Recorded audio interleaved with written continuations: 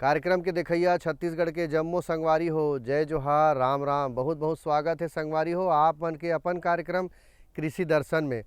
संगवारी हो, खेती किसानी के बूता के बात ला हमन बताथन और आप मन देखत हो पपीता के खेत में खड़े हो तो मन मत यही कहे के विचार करत है संगवारी हो आप मन ला कि सुन संगवारी सुन ले मीतान, सुन संगवारी सुन ले मीतान, पपीता के खेती करो जी किसान। माटी कैसे हो ही खातू कैसे, माटी कैसे हो ही खातू कैसे, पानी प्रबंधन रोग के पहचान, कृषि विशेषज्ञ बताही हमार, सुघर है नाम जे कर मुकेश खोड़ियार। सुन संगवारी सुन ले मीतान, पपीता के खेती करो जी किसान। त संगवारी हो, पपीता के खेती से कैसे लाभ हो सकत है ये बात ला आज हमन बताबो कि पपीता के उन्नत खेती कैसे होना चाहिए। पहली देख लेथन संगवारी हो ये संदेश ला, ओकर बाद हमर विशेषज्ञ ला बुलाबो और चर्चा ला शुरू करबो।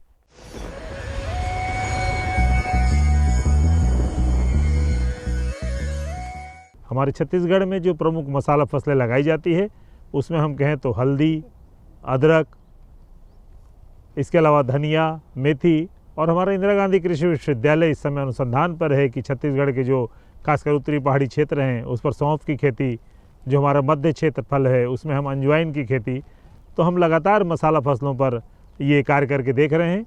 यहाँ की जलवायु जो है वो बहुत ही उपयुक्त है। इसके लिए जो ज़मीन की आवश्यकता होती है वो छत्तीसगढ़ में प्रचुर मात्रा में उपलब्ध है। खासकर जो हमारे फल उद्यान हैं या जो हम नए फल उद्यान लगाने जा रहे हैं वहाँ पर भी हम हल्दी और अदरक की खेती कर सकते हैं, जिससे कि जो हमारी अतिरिक्त जो आमदनी हम इसके बीच में, जैसे ही हमारे फल 3-4 साल बाद आमदनी देना चालू करेंगे उसके पूर्व ही हम आमदनी लेना चालू कर दें। जो हमारा उद्यान की विभाग है, खासकर संचालनालय उद्यान की, वो भी किसानों को मसाला फसल खेती के लिए अत्यंत सहायता प्राप्त कर रहा है।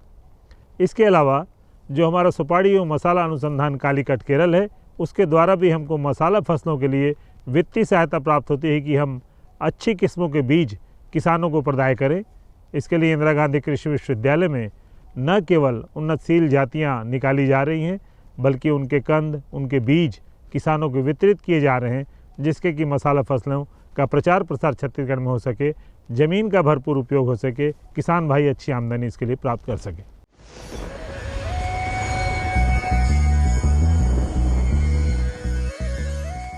तो संगवारी हो, चर्चा ला अब शुरू करन। संदेश में आप मन बहुत फायदा की बात ला देखत रहे हो। आज हमार कृषि विशेषज्ञ रायपुर के है श्री मुकेश खोड़ियार जी पपीता के उन्नत खेती के बारे में ओकर से चर्चा करबो। सबले पहली यहाँ के जो जलवायु होकर हिसाब से पपीता के खेती कतका हो सकत है, का संभावना है हमारे छत्तीसगढ़ में।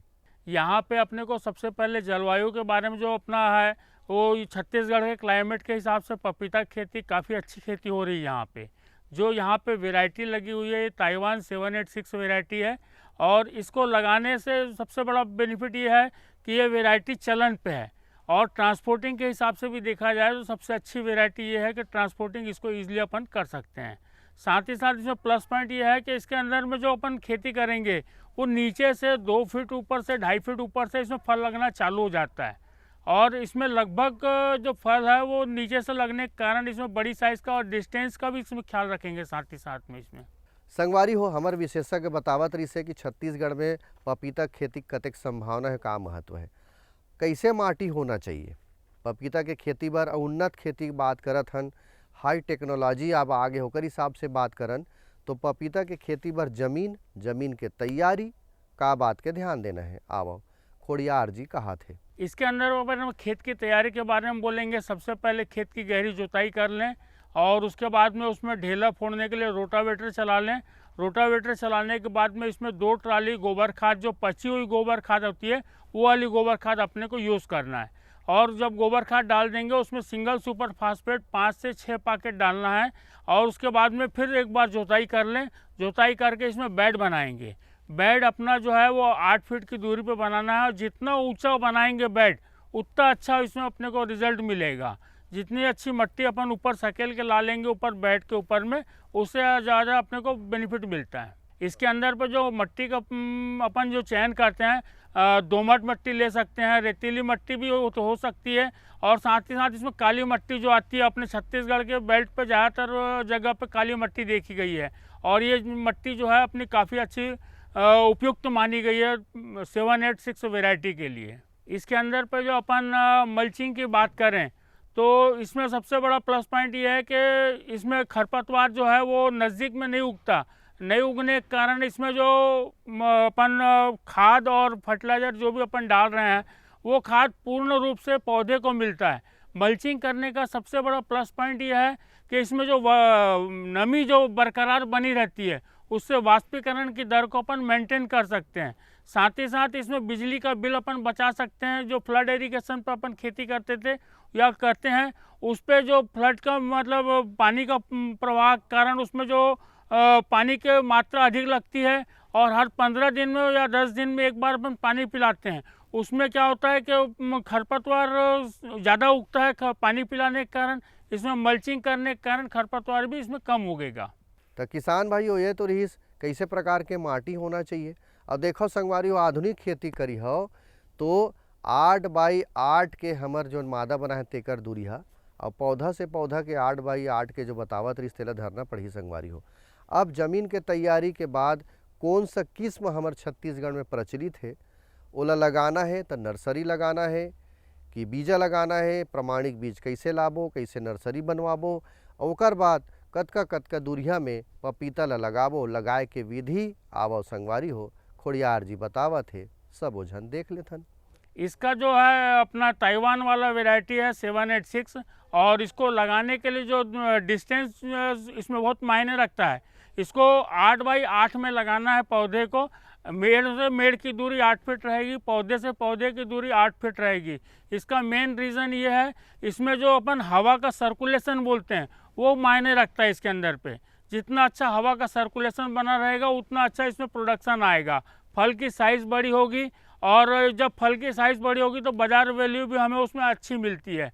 ये पूरा माल दिल्ली तक अपन इसको आसानी से ले जा सकते हैं, और दिल्ली पे काफ़ी अच्छा बाज़ार इसका वैल्यू जो है बाज़ार वैल्यू काफ़ी अच्छी मिलती है हमें। इसके अंदर पे जो सबसे पहला काम जो रहता है बीज अपन मार्केट से परचेस करेंगे, और उसके बाद में एक नर्सरी अच्छी जो नर्सरी ग्रो करते हैं उनके पास में जा कर के इसकी नर्सरी तैयार करवा लें, या कोई नर्सरी प्रोवाइड कर रहा है तो उसके यहाँ पॉली हाउस में नर्सरी हो रही है कि नहीं हो रही उसको चेक कर लें, वो आधुनिक है कि नहीं है उसको चेक कर लें, वायरस अटैक तो नहीं है उसके नर्सरी पे वो सब चेक कर लें।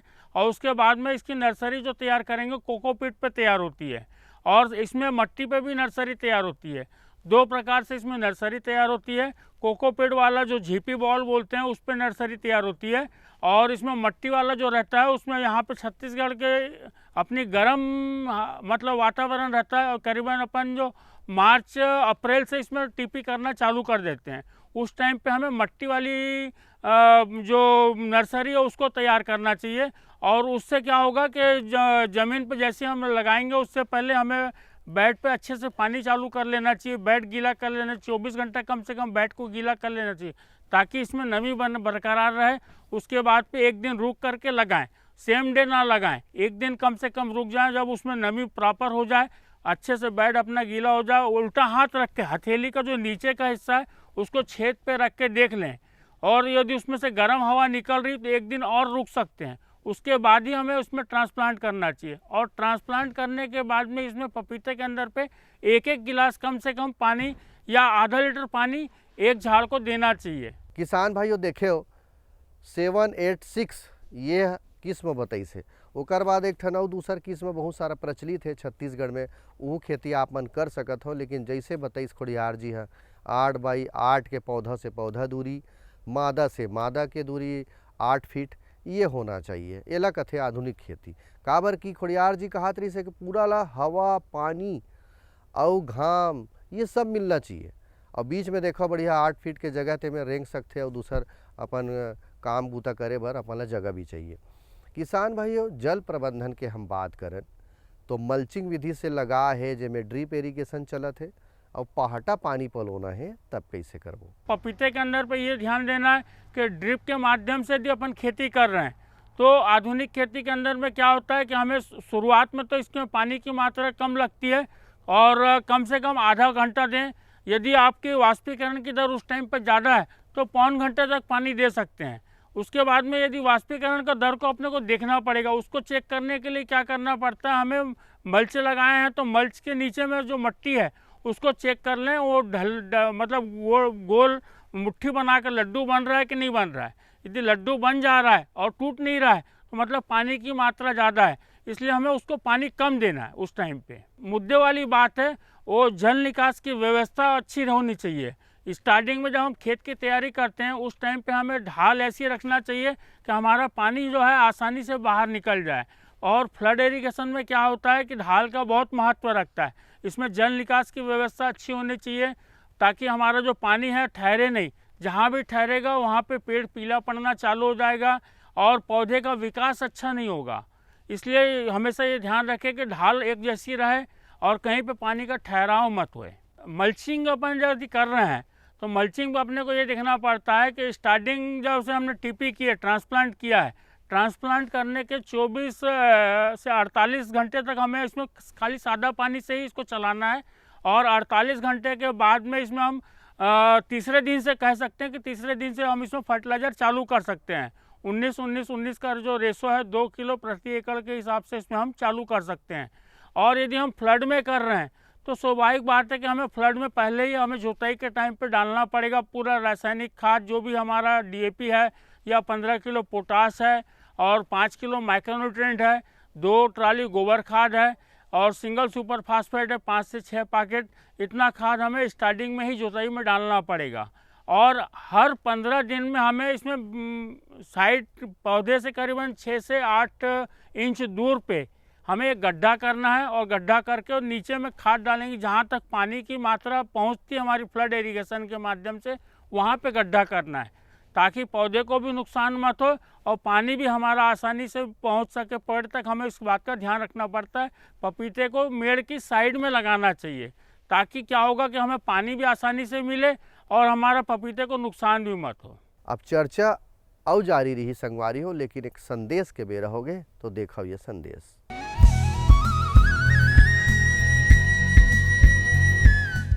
ये लो और बताओ। बस। अरे ये क्या भैया जी, बस इतनी सी रासायनिक खाद? किसानी छोड़ रहे हो क्या? किसानी नहीं, नादानी छोड़ रहे हैं। मिट्टी की जांच कराई है।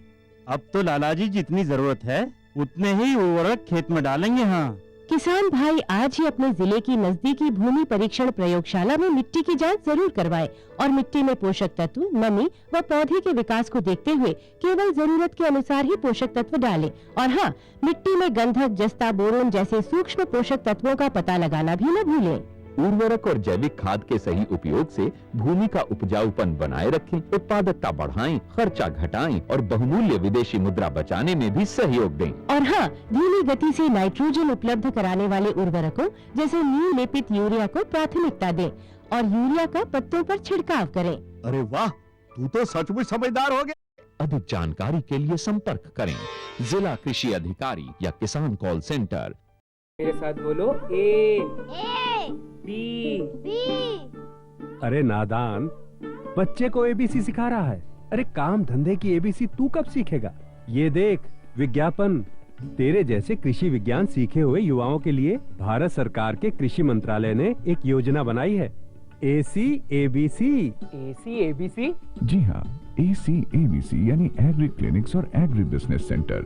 इसके तहत कृषि विज्ञान पढ़े युवाओं का चयन होने पर उन्हें मुफ्त ट्रेनिंग दी जाती है और हाँ, अपना कारोबार चलाने के लिए बैंक से लोन भी मिलता है। इसके साथ ही अगर युवा अपने इलाके के किसानों की खुशहाली के लिए उन्हें खेती बाड़ी व अपने कारोबार से जुड़ी लाभदायक जानकारी देते रहेंगे तो उन्हें लोन पर 36 से 44% तक की सब्सिडी भी मिलेगी। तब तो मैं जरूर सीखूंगा काम धंधे की ABC। शाबाश, चलो अपनाएं स्वरोजगार, खेती में हो विकास अपार।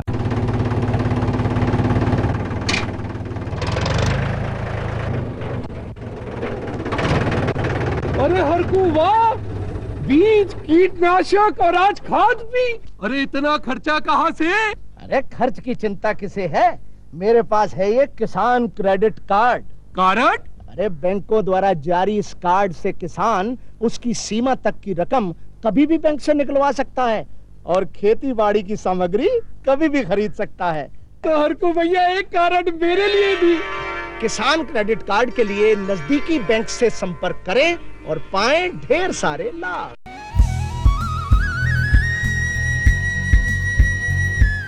फसल में कोनो प्रकार के रोग राई आथे का? रोग राई के पहचान कैसे करबो, ओकर प्रबंधन कैसे करबो, आवा खोड़ियार जी बतावत है किसान भाइयों, आप मन देखो। इसके अंदर में पपीते के अंदर पे वायरस जो लीफ कर्ल वायरस बोलते हैं, इसका अटैक थोड़ा सा आता है। इसके लिए हमें वाइट फ्लाई और थ्रिप्स को कंट्रोल करना चाहिए। यदि हम वाइट फ्लाई और थ्रिप्स को कंट्रोल कर लें, आज के युग में हमें जो आधुनिक टेक्नोलॉजी आ गई है, व्हाट्सएप के माध्यम से और वीडियो के माध्यम से हम किसी वैज्ञानिकों को बता सकते हैं कि हमारे खेत में ये परेशानी आ रही है। तो कृषि वैज्ञानिक जो हमें दवाई बताएं, डोज बताएं, उस डोज का उपयोग करें और उसका उपचार करेंगे तो वाइट फ्लाई और थ्रिप्स से हम कंट्रोल पा सकते हैं। यदि हम वाइट फ्लाई और थ्रिप्स से कंट्रोल पा लेंगे, रस चूसक जो हैं यही वायरस के सूत्रधार माने जाते हैं और इसी के कारण वाइट फ्लाई और थ्रिप्स को यदि हम कंट्रोल करते हैं तो हमारे यहाँ वायरस कम आएगा, लीफ कर्ल वायरस जो है। जैसे अपन वाइट फ्लाई के बारे में बोलें तो वाइट फ्लाई का लाइफ साइकिल जो है वो 5 दिन का रहता है। यदि हम हर चौथे दिन वाइट फ्लाई के लिए कोई ऐसी दवाई उपयोग में आती है जो कृषि वैज्ञानिक बता रहे हैं, जो डोज बताते हैं, उस डोज के हिसाब से हम यदि वाइट फ्लाई की दवाई चलाएंगे तो उसमें अटैक हमारा कम रहेगा। और साथ साथ में एक ही ग्रुप की दवाई को बार बार उपयोग ना करें कोई भी किसान भाई। पपीता हा कतका दिन में तोड़े के लायक हो जाथे? काबर कि ये 8 महीना कम से कम में फसल आए शुरू होते संगवारी हो और दीर्घ आयु के फसल में चलते, तो कौन सा पौधा लमला फल ला तोड़ना है पपीता के, कैसे पहचानबो कि अब तोड़े के लायक हो गए? फिर ओकर पैकिंग है, ग्रेडिंग है और भंडारण है, ये कैसे करबो बाजार ले गए पहली? आवा संगवारी हो जान लेथन। इसके अंदर पे जो है पपीते के अंदर अपने को एक सिंपल सी एक जो उसमें साइड में पट्टी दिखती है, जैसे ही पट्टी दिखना चालू हो जाए, हल्का पीलापन ले करके जो पट्टी आती है उस पट्टी को देख लें और उसके बाद में उसको आसानी से तोड़ा जा सकता है। हल्का सा गोल घुमाएंगे ना तो पपीता आसानी से टूट जाता है। उसके बाद में उसको पेपर से लपेटना है। पेपर से लपेटने के बाद में उसको व्यवस्थित जमा करके कैरेट में जा रहा है तो कैरेट में रख दें, या ऐसे खुला गाड़ी लोड हो रहा है तो भी उसको व्यवस्थित अपन जमा के रख सकते हैं। इसको अपन जैसे कैरेट बोलते हैं, प्लास्टिक का कैरेट आता है, उस कैरेट में जमा करके व्यवस्थित अपने मार्केट जो होता है जहाँ पे अपन माल की ग्रेडिंग करते हैं उस जगह पे ले जाकर उसको रख सकते हैं और 5 से 6 दिन तक इसमें ज़्यादा फर्क नहीं आता और ईजिली ये पपीता धीरे धीरे पकना चालू होता है, कलर लेना चालू करता है। जैसे जैसे इसमें कलर आएगा वैसे वैसे उसमें मिठास बढ़ती है। पपीता की खेती जैसे हम लोग बोलते हैं कि 8 से 10 महीने की क्रॉप है, उसके बाद में इसमें फल लगना, बाज़ार वैल्यू जो है वो उस पर डिपेंड करता है कि आपकी माल की क्वालिटी कैसी है। और इसके अंदर पे यदि अपन ने 8x8 में लगाया, एयर सर्कुलेशन प्रॉपर है, मल्चिंग पे खेती की है, तो इसमें जो फल की साइज़ वो बड़ी आएगी और मार्केटिंग में वैल्यू जिसकी है अपने को साइज़ के हिसाब से मिलती है। इसके अंदर पे जो सबसे बड़ा अपना ट्रांसपोर्टिंग का इशू रहता है वो 786 में नहीं है वो वैरायटी के अंदर पे, इसलिए 786 लगाएं।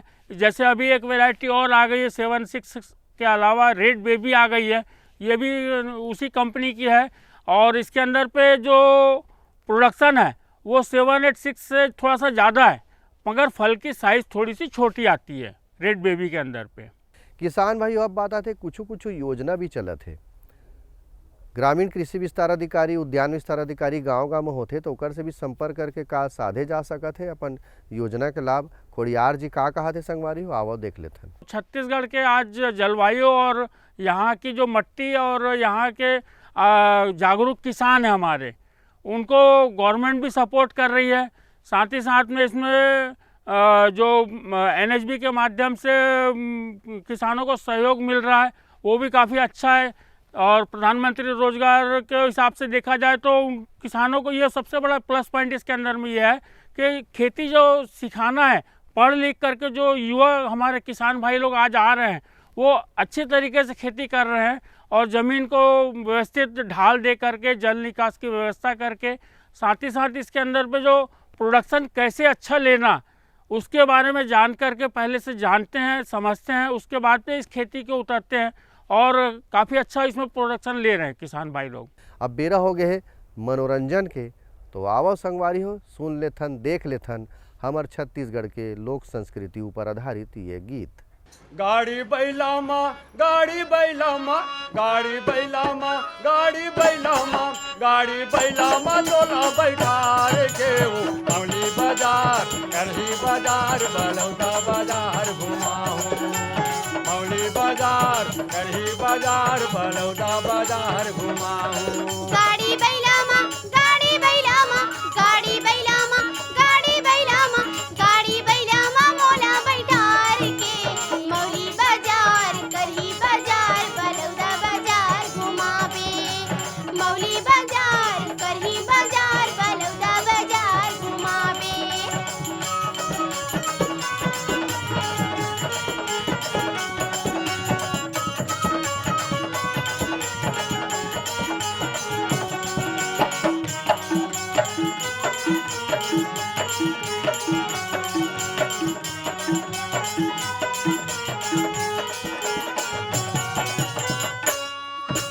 मौली बाजार में तोला घुमाऊं देवी के दर्शन कराऊं देवी देवता के दर्श करा के मन के मनौती मनाऊं। मन के मनौती मनावो गा भैया मन के मनौती मनावो मन के मनौती मनावो गा भैया मन के मनौती मनावो। मौली बाजार में तोला घुमाऊं देवी के दर्शन कराऊं देवी देवता के दर्श करा के मन के मनौती मनाऊं। मन के मनौती मनावो गा भैया मन के मनौती मनावो मन के मनौती मनावो गा भैया मन के मनौती मनावो। मोटरसाइकिल माँ मोटरसाइकिल माँ मोटरसाइकिल माँ मोटरसाइकिल माँ मोटरसाइकिल माँ तोला बैठार के वो मौली बाजार करही बाजार बलौदा बाजार घुमाऊं मौली बाजार करही बाजार बलौदा बाजार घुमाऊं।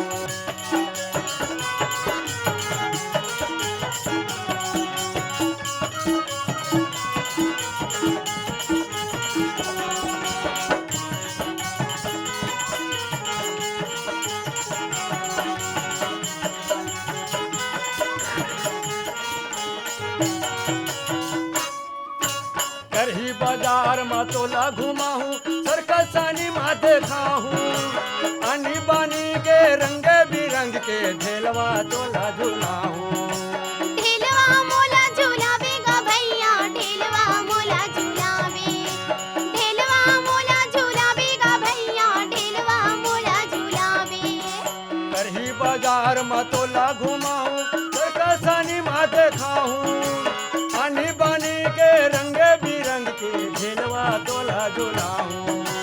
ढेलवा मोला झुलावे गा भैया ढेलवा मोला झुलावे ढेलवा मोला झुलावे गा भैया ढेलवा मोला झुलावे।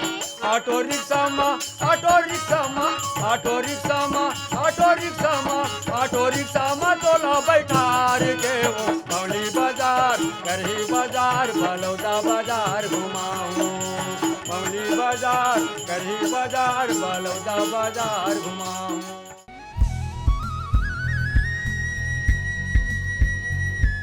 तो किसान भाई हो घड़ी के टिक टिक टिक टिक अब 6 बजैया इशारा करत है तो ओतका बेर संगवारी हो हमार कृषि दर्शन कार्यक्रम ह सिरा थे और दूसर कार्यक्रम में आप मन जुड़े रही हो संगवारी हो। लेकिन हमार कार्यक्रम ह आज कैसे लागिस या रोज हमार कार्यक्रम न देखता सम्मान ले शुक्रवार तक कृषि दर्शन न तो कैसे लागथे ये बात ला आप मन बताहू कैसे चिट्ठी पाती लिख के तो मैं वाला पता ला बतावत हूँ। हमार पता है कार्यक्रम कृषि दर्शन द्वारा निदेशक दूरदर्शन केंद्र शंकर नगर रायपुर छत्तीसगढ़ पिन कोड है 492007। ये पता में चिट्ठी पाती आप मन खचित में लिखे हो संगवारी हो। मोला देवा विदा जाए के बेरा होगे। जय जोहार राम राम।